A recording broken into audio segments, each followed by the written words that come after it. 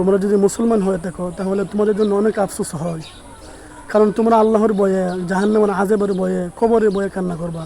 অথচ আচ্ছা, তোমরা সামান্য একটু খেলার জন্য এই যে এইভাবে চোখের পানিগুলো ফেলাইতেছ, কী কারণে, কী উদ্দেশ্যে, কী নিয়তে?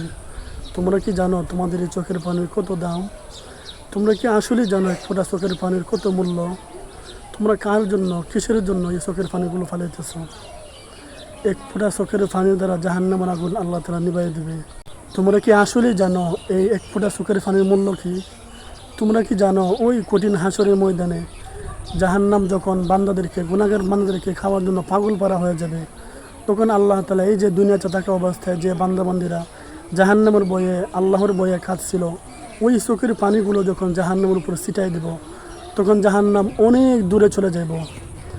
এত দামি এই চোখের পানিগুলো। অথচ তোমরা কিসের জন্য?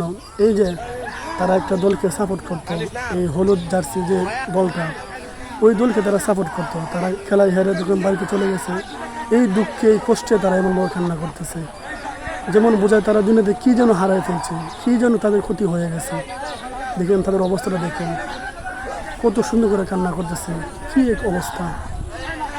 এই যে ছেলেটার অবস্থা দেখেন, পুরা পাগলের মতো হয়ে গেছে, কী এক আজীব অবস্থা।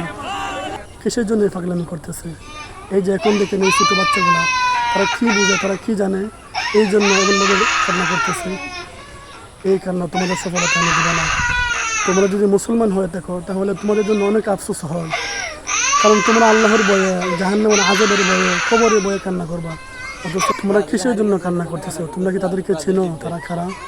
তারা ইহুদি, খ্রিস্টান, বেঈমান, মুসলমানের দুশমন, দ্বীন ইসলামের দুশমন। তাদের জন্য তোমরা কান্না করতেছো।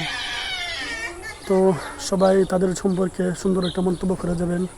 আজকের ভিডিও এতটুকুই। পরবর্তীতে অন্য কোনো ভিডিওতে আরও নতুন কোনো তাজা খবর নিয়ে আসবে।